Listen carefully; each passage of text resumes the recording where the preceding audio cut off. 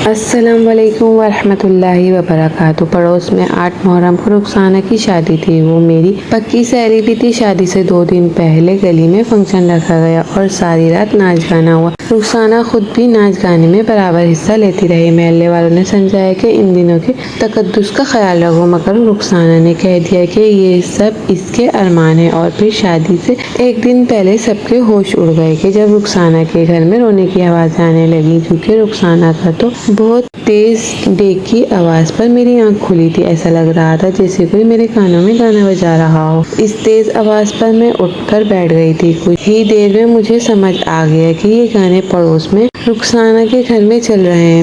मैं घड़ी पर नजर डाली तो रात के तकरीबन 2 बज रहे थे। मैंने अपना सर पकड़ लिया। रुखसाना मेरी बचपन की सहेली थी। इसे हमेशा ही नाचने गाने का बड़ा शौक था और अब इसने अपनी शादी में भी इतना ही हंगामा डाल रखा था। इसने सबको कह दिया था कि मेरी शादी में खूब नाचना गाना होना चाहिए। मैं खुद भी बहुत ज्यादा हर चीज में बढ़ चढ़ कर हिस्सा ले रही थी। बाकायदा बहुत सारे गानों पर इसने प्रैक्टिस भी कर रखी थी और मेहंदी के फंक्शन में वो खुद भी परफॉर्म करने वाली थी। लेकिन रात के 2 बजे इतनी तेज आवाज में गाने चलाने की भला कोई तुक नहीं थी। मैं गुस्से में दुपट्टा ओढ़ती कमरे से बाहर निकली क्योंकि अब नींद तो आंखों से उड़ चुकी थी। मैंने सोचा था कि छत पे जाकर देखूंगी कि रुखसाना के आंगन में क्या हो रहा है। लेकिन जब मैं कमरे से बाहर निकली तो देखा कि अम्मा और अब्बा भी सहन में बिसार शक्ल लिए खड़े थे। मैंने अब्बा की तरफ देखा तो कहने लगे, जैसे तुमने अपनी पक्की सहेली कहती हो, इससे जरा भी किसी बात का एहसास नहीं। इतने मुकद्दस दिन चल रहे हैं, इतनी अजीम हस्तियों की शहादत के दिन हैं और ये बेशरम लड़की देखो शादी के नाम पर किस कदर तमाशा कर रही है। मुहर्रम में शादी करना मना नहीं है, लेकिन जो कुछ पड़ोस में हो रहा है ना, ये सब कुछ बेइंतहा गलत है। खुदा का कहर नाजिल होगा अगर हम अहले रसूल की शहादत के दिनों में भी एहतराम नहीं करेंगे तो कब करेंगे। सच है कि हम तो मुसलमान कहलाने के लायक भी नहीं, जभी तो हम पर ऐसे अजाब मुसल्लत हो रहे हैं। अब्बा मुंह में बड़बड़ाते हुए कमरे में चले गए थे। अम्मा भी रुखसाना को कोसने में मसरूफ थी। हर कोई जानता था कि पड़ोस में जो कुछ भी हो रहा है वो सिर्फ और सिर्फ रुखसाना की ख्वाहिश है, वरना इसके माँ बाप भी ऐसे नहीं थे। लेकिन इकलौती बेटी की ख्वाहिश पर वो भी खामोश थे। रुखसाना के वालिदैन ने हमेशा इसकी हर जायज और नाजायज ख्वाहिश पूरी की थी और एक बार फिर वो इसके इस नाच गाने पे अपनी जबान बंद कर चुके थे। अब्बा जो के बहुत ज्यादा नेक थे, सौम सलात के पाबंद थे और बच्चों को सिपारा पढ़ाया करते थे। इन्हें ये सब बातें आम दिनों में भी पसंद नहीं थी और अब ये तो खास आयाम चल रहे थे। मुहर्रम शुरू हो चुका था और पड़ोस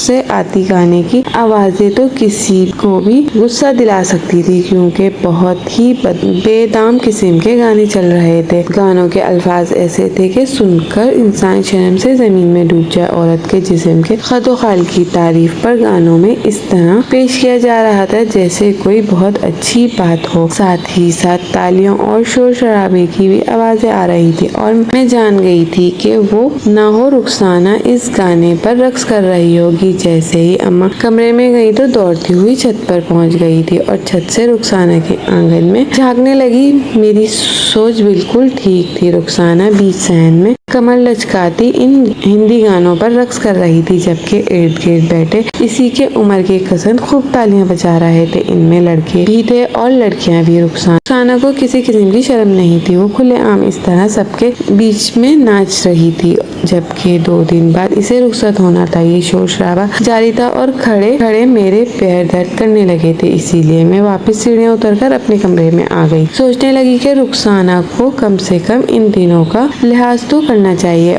था और इतना ही शोर शराबा और हंगामा करना था तो किसी और महीने का इंतखाब कर लेती। और यही सोचते सोचते मुझे नींद लग गई थी।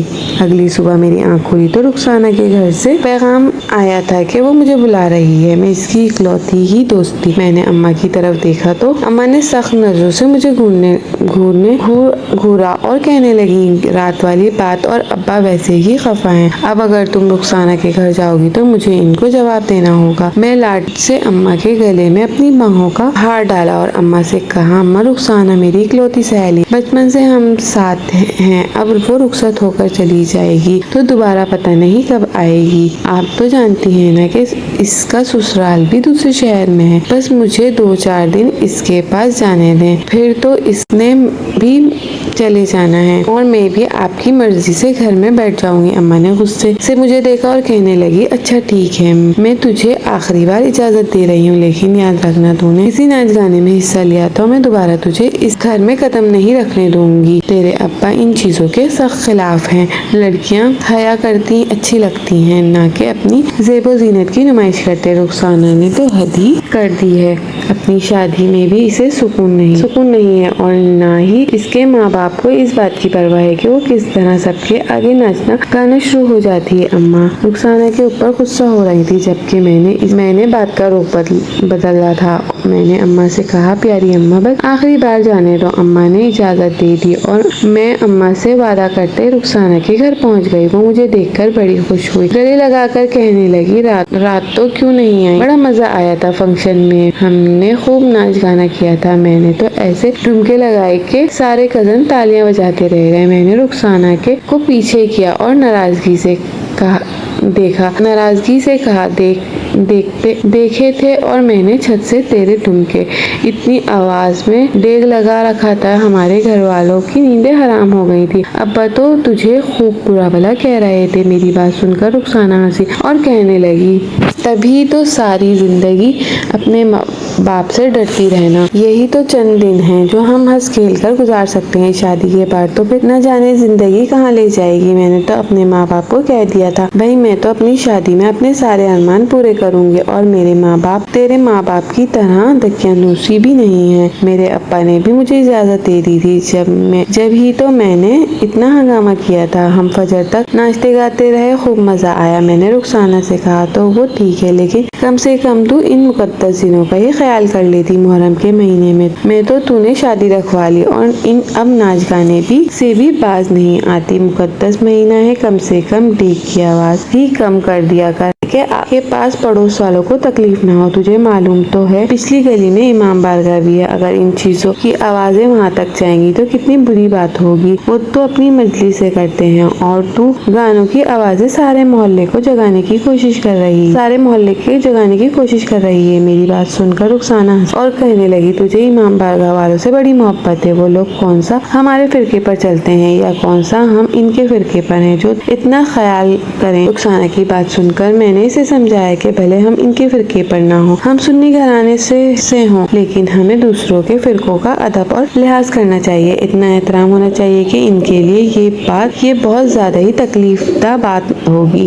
इनके लिए ही क्यों, हम सब मुसलमानों के लिए ही एक तकलीफदा बात है। हम ऐसे दिनों में गाने चलाकर नाच गाना करें, शादी की इजाजत तो इसका मतलब ये तो नहीं कि हम धूम धड़ाका करें, हमें इस्लामी उसूलों के तहत शादी करनी चाहिए। मैंने रुखसाना को समझाने की कोशिश की तो उसने जल्दी से मेरा दुपट्टा मेरे सर पर रख दिया और हंसते हुए कहने लगी, बीबी वाज करती हूँ, अच्छी लगती हो, तुम्हें तो किसी मजलिस में जाकरा होना चाहिए था। वो मेरा मजाक उड़ाकर खिलखिलाकर हंसने लगी। मैं तो खामोश हो गई और फिर कहने लगी, अब लेक्चर देती ही रहोगी या ससुराल से आया मेरा सामान भी देखोगी। फिर इसने जल्दी से कमरा खोला और मुझे सारा सामान दिखाने लगी जो इसके ससुराल से आया था। कीमती सोने का सेट, महंगे तरीन जोड़े और हर चीज। भले ही रुखसाना का अपना ताल्लुक छोटे घराने से था, लेकिन इसके ससुराल वाले बड़े अमीर थे। उन्होंने हर चीज रुखसाना को भिजवाई थी और रुखसाना बड़े फख्र और गुरूर से वो सब दिखाती हुई कह रही थी, ये देख मेरी किस्मत में कैसी शानदार शादी लिखी है, हर चीज मेरी मर्जी के मुताबिक हो रही है। फिर वो शादी का जोड़ा उठाए मुझे दिखाते हुए कहने लगी, ये भी ऑनलाइन पसंद किया था, तस्वीर अपने ससुराल वालों को भेज दी थी, उन्होंने मेरे लिए यही खरीद दिया। ऐसे नसीब घर किसी के कहाँ होते हैं। वो अपने कॉलर चढ़ाकर मेरी तरफ देख रही थी और मैं भी इसके नसीब पर रश कर रही थी। मेरे अब्बा तो शादी करने से पहले सिर्फ दीनदार घराना देखते थे और लड़के का नमाजी परहेजगारी होना अब्बा के लिए जरूरी था। बड़ी बहन की शादी के वक्त भी अब्बा ने न लड़के की कमाई देखी न घर बार, इसकी नमाज और नेकोकारी देखकर अपनी बेटी को साथ ब्याह दी थी। ऐसा नहीं था कि मेरी बड़ी बहन अपने घर में खुश नहीं थी, लेकिन ये सब आसाइशें इसे मुयस्सर नहीं थी जो रुखसाना के ससुराल वालों में मौजूद थी। रुखसाना के अब्बा ने अपनी इकलौती बेटी के लिए अमीर घराने का रिश्ता तलाश किया था। वो लोग दूसरे शहर में रहते थे। रुखसाना के अब्बा दोस्त के जानने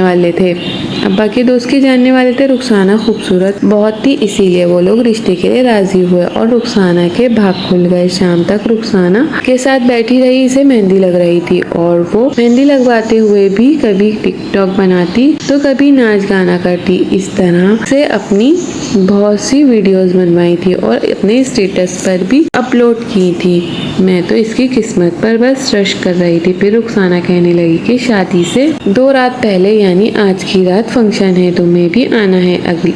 गली में बाकायदा टेंट लगाकर नाच गाना होगा, लड़के भी बुलवाए हैं, वो भी डांस करेंगे और फिर हम लड़कियां भी डांस करेंगी। मैंने बहुत जबरदस्त किस्म का डांस सीखा है। आजकल तो तुम्हें पता है यूट्यूब पर कैसे कैसे डांस की वीडियोस आते हैं, बस वही देख कर मैंने खूब प्रैक्टिस की है। तुम जरूर आना, खूब मजा आएगा। मैंने कानों को हाथ लगाया और कहा कि कल तुम्हारे डेग की आवाज पर ही अब्बा ने मुझे अजीब नजरों से देखा था, क्योंकि तुम मेरी पक्की सहेली हो। अब अगर इन्हें फंक्शन का पता चला तो मैंने आने की इजाजत मांगी तो अब्बा मुझे भी कान पकड़कर घर से निकाल देंगे। तुम तो रुखसत होकर चली जाओगी, लेकिन मैं अपने घर से भी जाऊंगी। मैंने साफ हाथ जोड़कर रुखसाना से माफी मांग ली थी और कि मैं इसकी खुशी में शरीक नहीं होंगी। वो गंदी सी शक्ल बनाकर कहने लगी, तुम्हें तो इकलौती दोस्त की खुशियों की भी परवाह नहीं, बस तुम अपने अब्बा से डरती रहना। मैंने कहा था सिर्फ अब्बा की नहीं, मुझे खुद भी ये बात पसंद नहीं कि मैं मुहर्रम के मुकद्दस रातों में ऐसे काम करूं। इस महीने की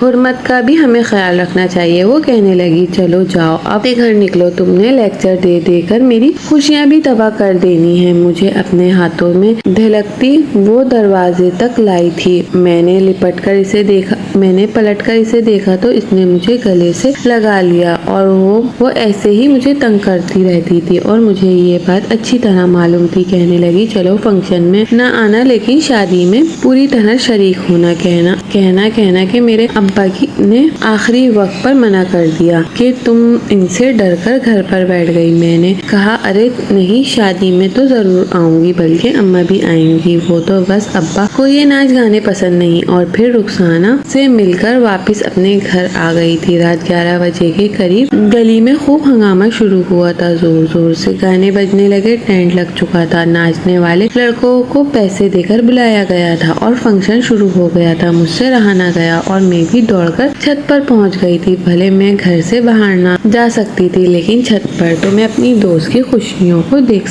ही सकती थी। कभी मुझे अपनी दोस्त का मुस्कुराता देखकर खुशी होती तो कभी इस मुकद्दस महीनों का ख्याल आता तो अफसोस भी होता। ना जाने क्यों रुखसाना ये सब कुछ कर रही है। मैं मिली जुली कैफियत का शिकार थी। कभी मुझे लगता है कि अपनी खुशियों के लिए इंसान को सब कुछ करना चाहिए, लेकिन दूसरी तरफ मुझे यही ख्याल आता कि हमारे दीन में इन सब बातों को नापसंद किया गया है। अभी लड़कों के ग्रुप को डांस करते करते कुछ ही देर हुई थी कि मोहल्ले के चंद बुजुर्ग शरीफ लोग रुखसाना के घर पहुंच गए और वो रुखसाना के वालिद से कहने लगे, ऊंची आवाज में गाने बंद करो, ये शरीफों का मोहल्ला है, यहाँ इन सब चीजों को अच्छा नहीं समझा जाता। और फिर ये तो मुहर्रम की पाक रातें हैं, तुम लोगों को जरा शर्म नहीं आती। वो सब नेक और शरीफ बुजुर्ग थे। इनकी बात पर रुखसाना के वालिद इन्हें आराम से समझाने लगे, बस कुछ देर की बात है, फिर ये सब कुछ बंद हो जाएगा। लेकिन रुखसाना गुस्से में आगे आई और कहने लगी, तुम सब अपने अपने घर जाकर आराम करो। गली तुम्हारे बाप की नहीं, ये मेरी शादी है और मेरी मर्जी ही होगी। नाच गाना भी होगा और गाने भी चलेंगे। अगर तुम लोगों को इतना ही एतराज है तो अपने अपने कान बंद कर लो। रुखसाना बदतमीजी की इंतहा पर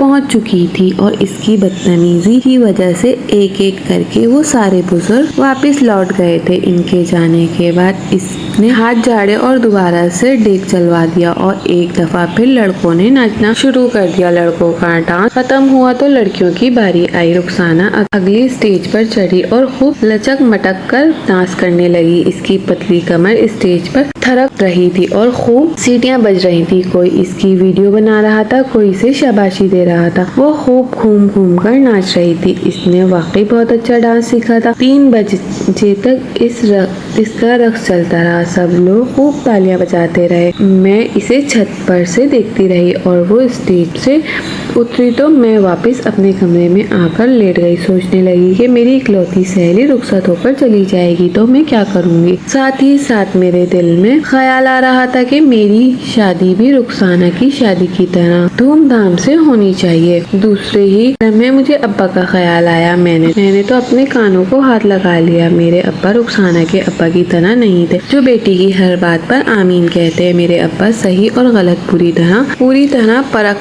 कर ही कोई फैसला करते, खास करके शादी ब्याह के मामलात में। वो तो सादगी को ही अहमियत देते थे। ऐसा नहीं था कि अब्बा के पास पैसा नहीं था, लेकिन अब्बा का कहना था कि जो काम जिस तरह शरीयत ने बताए हैं वो इसी तरह करने चाहिए। यही सब सोचते सोचते मुझे फिर नींद लग गई थी। अगली सुबह जब मैं उठी तो अम्मा कहने लगी कि आज ही शादी के कपड़े इस्त्री कर लो, कल फिर शादी में जाना है। बत्ती का कुछ पता नहीं होता। लाइट वालों ने भी बहुत तंग कर रखा है। अम्मा की बात पर मैंने जल्दी सारे घर वालों के कपड़े इस्त्री करने लगी। अब्बा को छोड़कर मैंने अपनी 2 छोटी बहनों और अपना और अम्मा का जोड़ा इस्त्री कर दिया। साथ मैचिंग की ज्वेलरी वगैरह भी पहले ही निकाल ली थी और फिर अम्मा से रुखसाना के घर जाने की इजाजत मांगने लगी थी तो अम्मा कहने लगी, कल तो सारा दिन वहाँ गुजार कर आई हो, अब क्या जरूरत है। पहले ही कल रात को मोहल्ले में जो तमाशा हुआ है, इसके बाद महल्ले वाले रुखसाना को अच्छी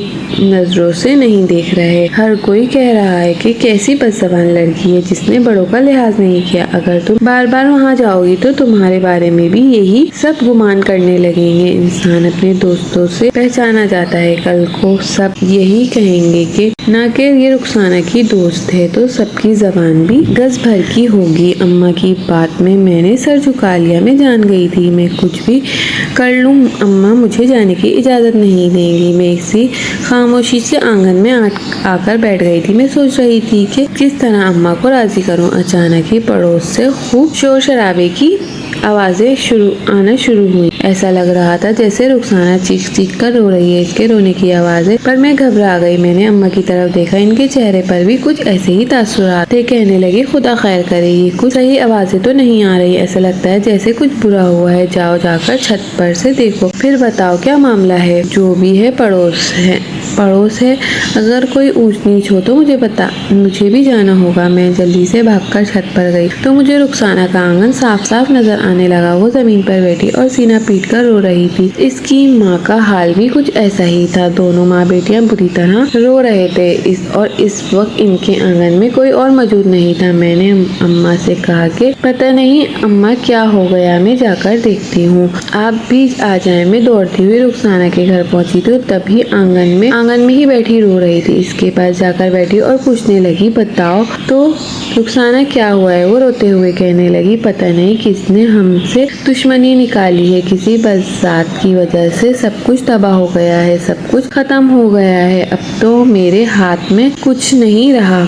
मैंने रुखसाना से पूछा कि बोलो तो सही क्या है। रुखसाना ने अपना मोबाइल मेरे हाथ में पकड़ा दिया। फेसबुक पर एक वीडियो चल रही थी जिसमें रुखसाना के रक्स की वीडियो थी। वो इस तरह नाच रही थी कि इसका हर एक अंग वाज़ह हो रहा था। कभी कभी रक्स करते इसकी कमीज भी कमर की तरफ से उठ जाया करती थी। बनाने वाले ने वीडियो को इस तरह बनाया कि वो बहुत ज्यादा वाहियात लग रही थी। जूम कर के रुखसाना के वजूद के हर हिस्से को नुमाया किया गया था और वो ये वीडियो फेसबुक की जीनत थी और इसके नीचे हजारों की तादाद में कमेंट्स थे। कोई रुखसाना के एक रात के पैसे पूछ रहा था तो कोई इसे नाचने गाने वाली बदकमाश औरत कह रहा था। कोई तौबा तौबा कर रहा रहा था, कोई पूछ रहा था ये शरीफ ज़ादी है या फिर कोई तवाइफ, और इसी तरह के कमीज भरे पड़े थे। मेरी आंखें भर आई थी। मैंने रुखसाना की तरफ देखा और रोते हुए कहने लगी, डांस करने के लिए जिन लड़कों को बुलाया था, इन्हीं लड़कों ने सिर्फ ये वीडियो बनाई है, बल्कि इसे वायरल कर दिया और ये मेरे ससुराल वालों तक पहुंच गई और इनका फोन आया है, उन्होंने रिश्ता तोड़ दिया है, तो मेरी बारात नहीं आएगी। मैं बहुत बदनाम हो गई हूँ। मुझे सुबह से अजीब अजीब फोन आ रहे हैं। कोई रिश्तेदार मजाक उड़ा रहा है तो कोई कीमत पूछ रहा है। मैं तो किसी के मुंह दिखाने के लायक नहीं रही। रुखसाना मेरे सीने लगकर फूट फूट कर रो रही थी और मैं बस खामोश बैठी थी। समझ नहीं आ रहा था कि इसे तसल्ली दूं या समझाऊं, फिर इन लोगों को बुरा कहूं जिसने रुखसाना की वीडियो बनाई थी, या फिर रुखसाना को कोसों की जगह कोसों जिसने गैर मर्दों के दरमियान न सिर्फ रक्स किया था, बल्कि इन्हें इस बात की इजाज़त दी थी कि अपने कैमरों में इसका रक्स मुक़िद करे। कुछ देर बाद रुखसाना के वालिद घर आए तो वो भी सर पकड़ कर बैठ गए। इन्हें घर से बाहर ही रुखसाना की वीडियो के बारे में पता चल गया था। मेरी अम्मा भी रुखसाना के घर आ गई थी। वो रुखसाना की अम्मा को तसल्ली दे रही थी क्योंकि बेटी की बर्बादी पर इनका बुरा हाल था। कुछ देर तक तो रुखसाना के वालिदैन रोते रहे, फिर अचानक रुखसाना के वालिद ने दिल पकड़ लिया। इनकी हालत बिगड़ी तो मैंने अब्बा को बुला लिया। इन्हें अस्पताल लेके गए। पता चला कि इन्हें हार्ट अटैक हुआ है। इनकी हालत बहुत सीरियस थी। वो अस्पताल में एडमिट थे और फिर एक हफ्ते वो एडमिट ही रहे। इसी एक हफ्ते में भी रुखसाना ने घर से बाहर कदम ना निकाला था। बदनामी की वजह से वो इस कदर खौफजदा हो गई थी कि अपने कमरे में ही कैद थी। रुखसाना क्या बात है, अस्पताल से डिस्चार्ज होते हुए अब्बा ने छुट्टी करवा कर घर लाए और रुखसाना की शादी तो खत्म हुई थी, साथ ही इसके अब्बा की इज्जत भी खत्म हो गई थी और इसकी खुद की भी। सारा मोहल्ला इन्हें अजीब नजरों से देख रहा था। ऐसे में मेरे अब्बा ने आगे बढ़कर रुखसाना के सर पर हाथ रखा था क्योंकि इसे अपनी गलती का एहसास हो गया था। इसने अपनी गलती को न सिर्फ कबूल किया था बल्कि अल्लाह की बारगाह में तौबा भी की थी और वो पर्दा भी शुरू कर चुकी थी। लेकिन दुनिया वाले कहाँ किसी का माजी बुलाते हैं। रुखसाना को भी अब भी हर कोई बुरा कह रहा था।